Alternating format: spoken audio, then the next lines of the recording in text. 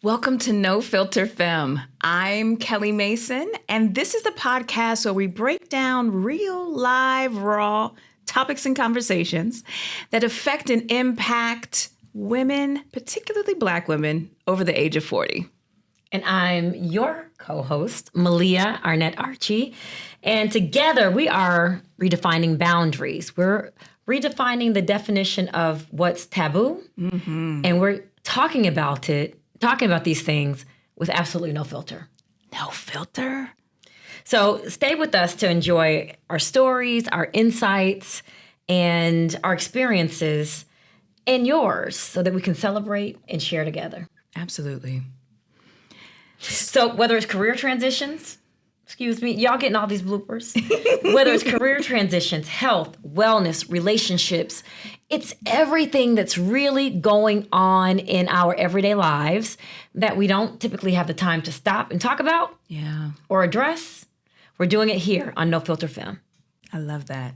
So grab your favorite beverage, get comfy, and join us as we embark on this unapologetically bold and empowering journey. This is No Filter Femme. So welcome to our first episode. We are so super excited to be here. Yeah. And this first topic is, I think, what we consider a gateway topic, right? It is really opening up the dialogue around what it means to be defining, redefining, and setting boundaries at 40 and over. So what's interesting about setting boundaries at 40 is I feel like I didn't set boundaries at 20. I didn't set boundaries at 30. Yes. And I do feel like as members of Gen X, that we have taken and placed in the forefront, number one, what boundaries are, how important they are, and giving ourselves freedom to redefine them along the way. I do feel like there's an evolutionary process that something about that 40 kicks off. Yeah. And there is, hence the name No Filter Femme. There's a filter that we had before that has either shifted, changed, or been obliterated. And the boundaries that we had before, if we had any, we've come to a space where we realize these just aren't working for me. They're not working for me.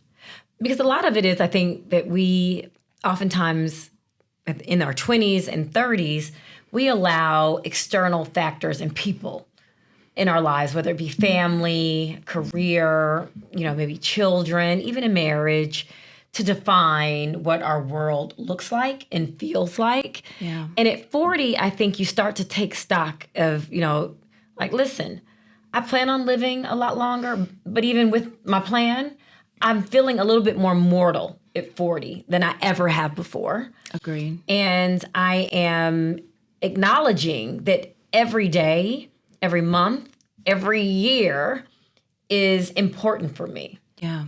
And so in order to live out the rest of my life in a way that is true to why I think I'm here and what's important to me, what makes me happy, I've got to set some boundaries. Absolutely. I remember growing up, if I remember correctly, whenever you turned 40, I don't think it was 50, but I feel like it was 40 was like the over the hill. And that's when... At 40? Yes. That's like when you would see like the over the hill balloons and the black balloons. And I remember having this almost like mortuary-like or this mortal thought associated with 40. And what I found, and what I have found with other women in particular, Black women definitely, is 40 really is almost like a reset. It is. I love that. You know what I mean? It's like a refresh, a reset. And what you were just mentioning, it comes across all spectrums of our life. Yeah. So it's almost like you kind of start in one area. Like I know for me, it started in my personal life. Yeah. And then it extended to my work career life and extended to my brand life. And then there's the fallout. Yeah, all the people who have to be reintroduced to you. Yes. It's difficult sometimes. It is. It's like I have this like running soundtrack of Jay-Z in the back of my mind, like allow me to reintroduce myself My name is Kelly. Yes. So I'm not sure who you knew before, but these are the healthy boundaries. And what I think for me, what was the biggest surprise, not really aha moment, but surprise for me was thinking there were people in my life who have been in my life for some time. Yeah. And so, of course, because this is really going to be better for me, whether that's self-care, whether that's setting boundaries in the workplace or whatever, wherever those boundaries may fall, of course, everybody's going to be in line with this. I mean, they're going to be down for this. They're going to be cheerleaders of it. And then reality hit. And the reality is a couple of realities for me. One, the reality is there is, the whole reason, season, lifetime, and people are in your life for a reason, season, lifetime. Yeah. But there is an extended, or there is a purposed amount of time for people to be in your life. And when that has expired, which I'm just not good about, moving through with the I like to extend the expiration. That connection has served its purpose. It has met its assignment. And I do feel like boundaries often happen to be that defining moment of this assignment has been fulfilled. Yeah. Oh, but that's hard. You're right. Because there are some people that have, been a part of your life for a number of years and in, certain capacities, that it's a stretch for you to think about life without those people being present. Absolutely. And it's actually like a grieving. Yes. That happens because you now have to learn how to move through life without having that person or that comfort that you've had before. But that's a part of the maturation process, is being cognizant of the fact that as I evolve and my world evolves, so will the people that are in it. Yeah. But it's difficult. It is difficult because I think you make a great point about the grieving. That's one thing that I have really learned this past year. I wish somebody had given me a heads up. Yeah. But I don't know that the heads up would have helped. But we often, let me speak for myself. I often associated grieving with the physical transitioning of someone. The physical death. What I was very underdeveloped in was learning how to grieve the living. Girl, now you talking. How do I grieve someone? It's almost, and I know this may not hit well with everybody, but I would think, let me just say, my opinion is sometimes it can seem easier psychologically, mentally, if the person is no longer here physically. Yeah. But when the person is still here down the street and around the corner, and I just cannot have you in my life in the same way, in the same capacity, because it doesn't serve me. That's hard. And the feelings that then come up with it being hard, the guilt, the am I being selfish, all of that comes along with that grieving process, the anger, the frustration, the disbelief, because then some people can kind of cut up. Yeah, because some people don't, let me put it this way. They don't respect your boundary setting. Mm-hmm. And I think part of being 40 and over and coming to this point is recognizing that you have to make the decisions that are right for your growth. And you can't wait for people to respond positively to that, or expect, not even wait, just expect that everybody is gonna this is for me. Yeah. How you take it is really up to you. Mm-hmm. You can go healthily or not, but I'm going to continue to grow in a healthy direction. And my boundary, and I heard somebody say this, that a boundary is a gate, right?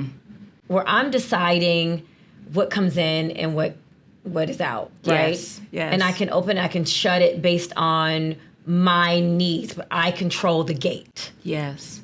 A boundary doesn't always have to be a wall. Mm-hmm. It just might mean that in these circumstances, let me give you an example. I love my mother. You guys probably hear me talk a lot about my mother. She's wonderful. I love her. But When I got married, and I was approaching 40, I had to recognize that she will always be in my life. Yeah. She's my mom. I love her. But there were certain parts of our relationship that were appropriate before I was married. Okay. Right? Yeah. That became inappropriate post-nuptial. Absolutely. And so, you can come in these areas, but babes, when it comes to my marriage, when it comes to how we decide to raise our children, certain decisions, I'm just not going to be coming and seeking counsel, nor am I going to be allowing the unsolicited advice and counsel in this particular area of my life. That's a boundary. It's a gate. It doesn't mean I don't love you. It doesn't mean we're not in relationship. Some people, it's a hard no. Like, we just simply can't be in relationship in any capacity. But I don't think that that's the case most of the time. Yeah. I think most of the time it's redefining how we engage with folks and being okay with them not being okay with it. Yeah. And can I add to what you said? I love the analogy of the fence and the wall, because even me in therapy, working through with my therapist, she shared that information about the wall and the boundary, because to me, I was defining a boundary as a wall. Oh, yeah. As if you are cut off, cut out. There was, kind of like the point of no return. But like you mentioned, it is a gate. And I'm giving you the combo. Mm-hmm. I'm giving you the key. I'm providing access. But what I also love that my therapist said was there's two parts to that. Mm-hmm. So like in the example that you were sharing with your mom, it's like, hey, I've set the code. I've set the rules. Yeah. These are some topics that are open for discussion. And I love that you said allow. There are some things that I will not allow as far as conversation, but I have provided the code for the gate, but you also have to walk through. Yeah. And the challenge that I have had this past year in a family space is I am setting some boundaries, and I understand that I have not set boundaries before. Yeah. And so this is fresh and this is new and not always well received, but I am giving you the combo. And I'd love for you to come through, but I also can't make you come through. Yeah. And that was the biggest struggle for me, was having the gate, providing the code, understanding the difference between the wall and the gate, first of all. Second of all, providing the code, and this sitting back thinking, well, yeah, everybody's going to come through. Yeah. But some people have the code and they don't come through. And because it's their decision, about whether or not, just like we're setting a boundary, they want to accept it. I have a lot of passwords to a lot of accounts that I just don't want to access. Yeah. Because I've decided that, maybe it's too complicated to use.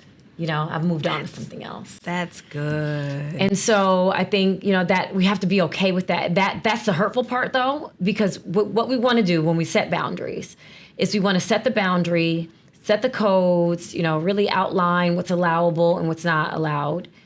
And then we want people to just say, okay, I can live with that, and I'm coming through. Yeah. Because I'm going to be what you need me to be. And I think, not everyone is capable of that. Mm-hmm. And our boundaries are just that. They're ours. Yeah. And we can't force them upon other people. That is so true. And that was the grieving part for me. Yeah. Yeah. The grieving part was me in my idealistic and idyllic mind thinking everything you just said. Yeah, okay, I've set the boundaries, I've given the code, and of course you're going to come through because this is just what we do. Yeah. We're connected. And then sitting there and realizing, oh, but they're not. They're not. And then that's where the grieving of the living comes in. And it's not even the grieving, the loss of the person necessarily, but the loss of the connection. And then for me, it was the loss of the memories and the loss of, well, what does that look like moving forward, to the part of redefining? Then we have to redefine, or in my case, I had to redefine, what does this relationship look like now? What does this connection look like? Right. And in some instances, does the connection continue? Or is this the end of the connection? Yeah. But I have noticed for me, then shifting from personal to a corporate space or a business space or an entrepreneurial space, you kind of get some kahunas. You Yes, get ma'am. some muscles. You find them. You find them. And then you've developed this strength. It's kind of like, I liken it to whenever you are renovating a home. Yeah. And you say, you know what? I really would like new carpet. I've really been wanting hardwood floors. So you pull up the carpet and you put down the hardwood floors. And then the hardwood floors are so beautiful and you really enjoy those. And then you realize, see, this wallpaper with the floors doesn't work anymore. Right. Right? So it's like, okay, I'm going to take the wallpaper down. I'm going to put a nice, muted color that's going to go well with the hardwood floors. You're like, oh, I like the hardwood floors, and I am really feeling the wall color now. But that sofa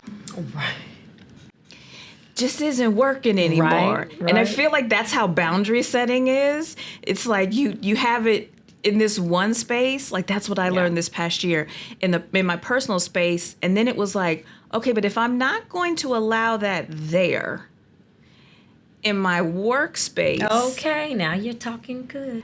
We need to set up some healthy boundaries in the workspace. And some of that was me. Like, okay, Kelly, so you're on vacation, you've got your laptop, you got your computer. This is supposed to be a vacation. This ain't supposed to be a workcation. Right. So then it was me and my husband setting up healthy boundaries of, so the laptop, that's gonna stay at the house. So I was like, okay, so like, let's negotiate, right? Yeah. So like, if we keep the laptop at the house, can I take like the work phone? That way, if anything comes, so then it gets to the point where then you continue on with the boundaries of you don't bring any work. Yeah. And you're just being with, in this particular instance, your partner.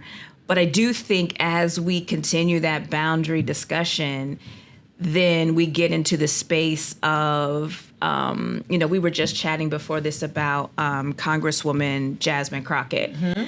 And she had to set a very clear and healthy boundary in the workplace, okay? Because, we are Black women wherever we are. That's it. All day and all night. All day and all night. Now, we can be highly educated, dignified. And are. And classy and all the things. Yes. But we can read you down without a four-letter word, without raising our voice. It's almost like a paper cut. Yeah. Like, ooh. Did I just get cut? I just got cut. So, when Congresswoman Crockett in the workplace found that a boundary had been crossed, about the fake eyelashes and everything, she came back with so these are the rules. Now that I understand the rules, let's have a conversation about the things. And I think that's an important place to sort of park for a second. Yeah.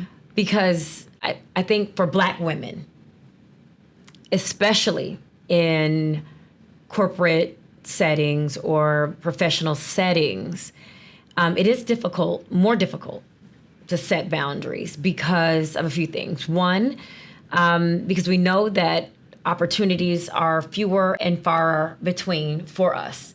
And so when we get those opportunities, we almost become so protective of, the advancement that it's like, I'm not gonna rock the boat. Yeah. Right? I think this is shifting dramatically. Yeah. As we move into, the 2020s. Black women are feeling more empowered to say, listen, no, you can't talk to me like that. You can't run your fingers through my hair. You can't. You can't just monopolize my time. You can't give me extra work without the corresponding pay.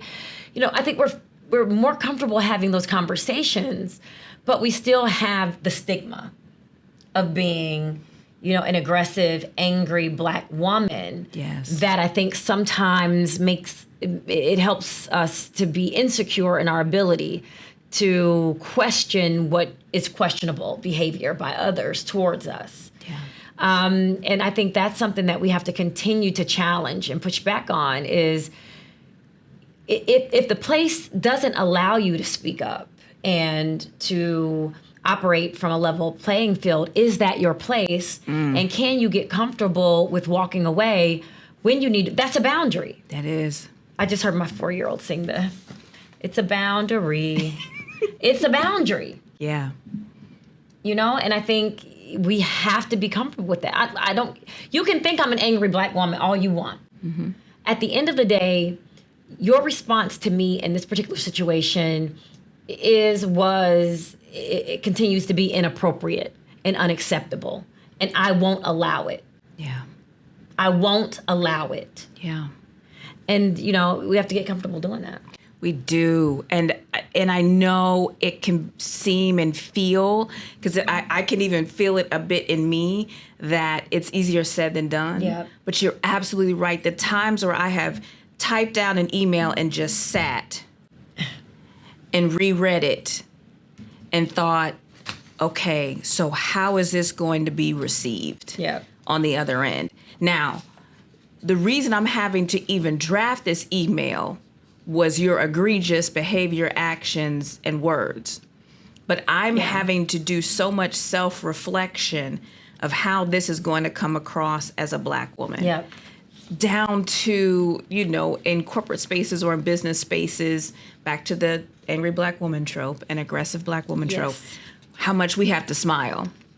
If we think about Vice President Kamala Harris and how much we often see her smiling, I'm sure that it is a very conscious and intentional decision on her part to smile. Yeah. Because it doesn't matter how soft, how low our voice is, the volume with which there is a perception that we tend to be bucking up against. But I do agree with you that as women, particularly as Black women, I think we're definitely shifting to a space of, regardless, this is a boundary and it has been crossed. It has been crossed.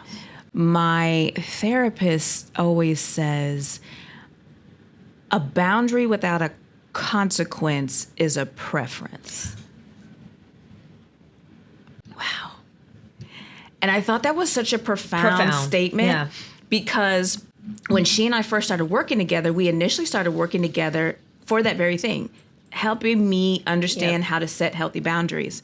And we would do role playing, and she would say, okay, so now in this scenario, tell me, what your thoughts are on how you're going to respond and what it is that you're going to say. And I was like, oh, okay, because I'm a student, right? So I have my little notebook, my little bullet points. Okay, so when they say this, I'm starting off the conversation, or because they said this, I'm starting the conversation with bullet point 1, 2, 3. And she said, oh, that's wonderful.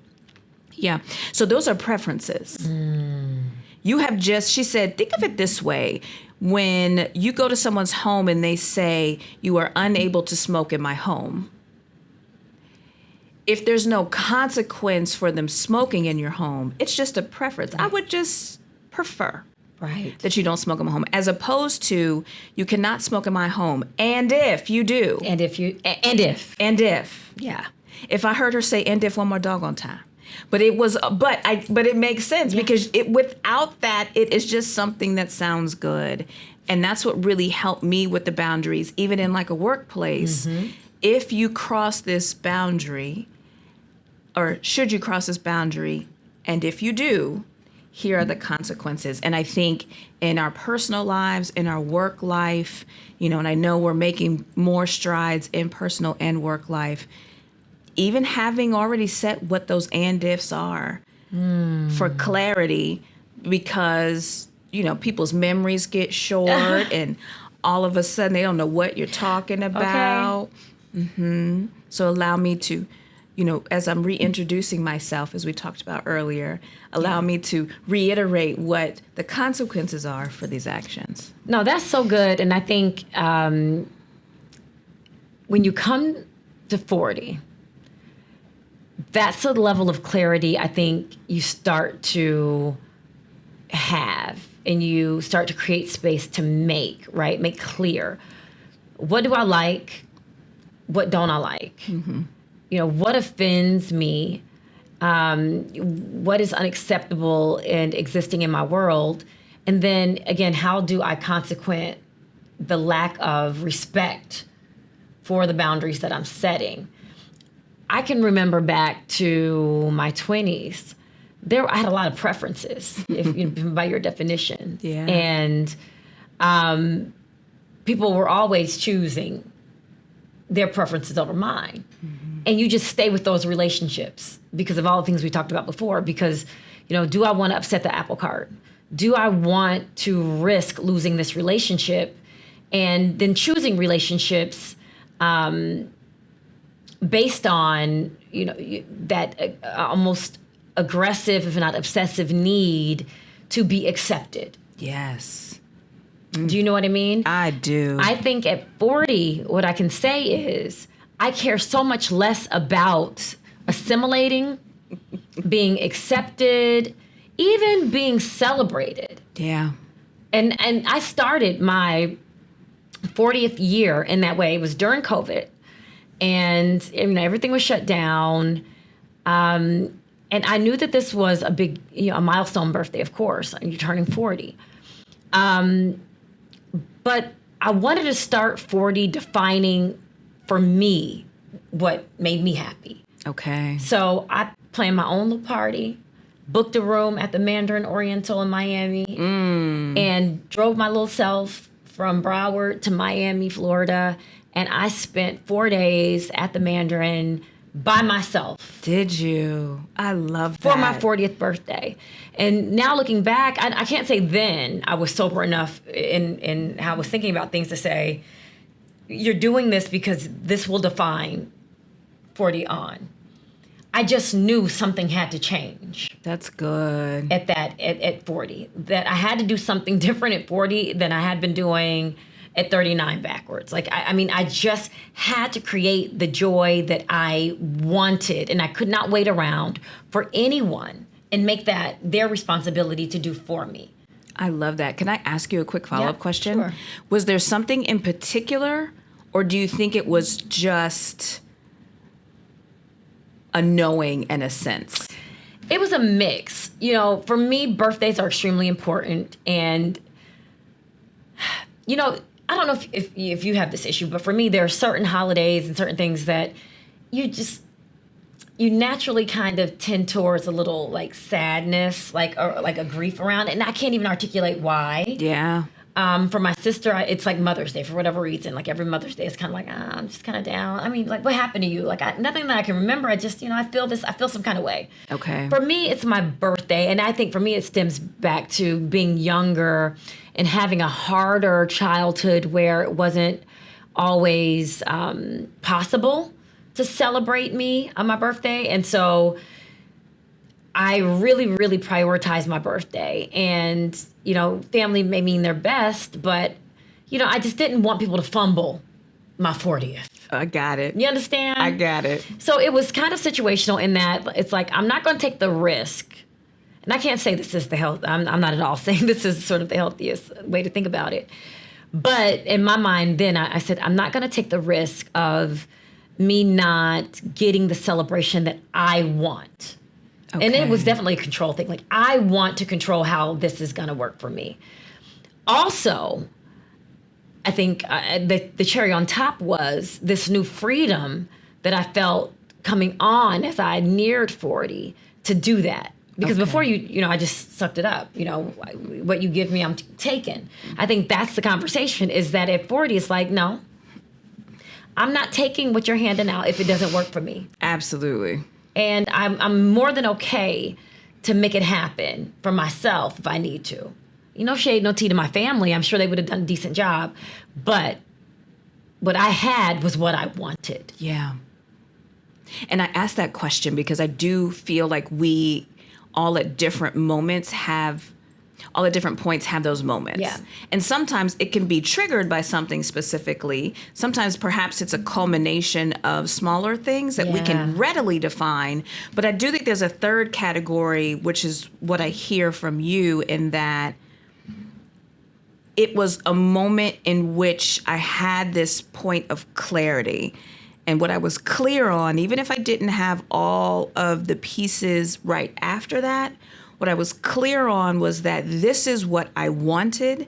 I was going to ensure that that was my experience. And I love that you felt comfortable enough to say, I'm setting the tone for this time in my life. And yeah, no tea, no shade to the family. And I think sometimes that becomes the reason why we don't do things also. It's like, well, I don't want this person to feel offended, or, I don't want them to feel some kind of way. And it's like, but what about you? Okay, Black woman, let's have that conversation. Let's have it. Because that is one, I think, of the guiding principles of a Black woman's life is take care of everybody else first. Yes. And it's really got to stop. It does. It's really got to stop.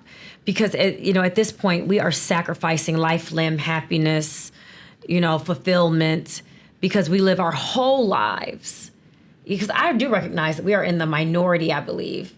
While I think there's a shift, still in the minority of Black women who are really facing the need to set boundaries and doing the work to learn how to do that appropriately. I still think, by and large, Black women are living to cater to everyone else around us to the detriment of ourselves. I agree. And it's killing us. It is killing us. And what I do love about and I agree with you, I think that we definitely fall well behind our counterparts. I think that we're making shifts, but I'd love to see us make even more strides and shifts, because you're absolutely right. We tend to just put our lives on hold for this particular 20-year period of time when we're good and fresh, when we're good and juicy in more ways than one. This is No Filter, fam, right? It's No Filter. Yeah.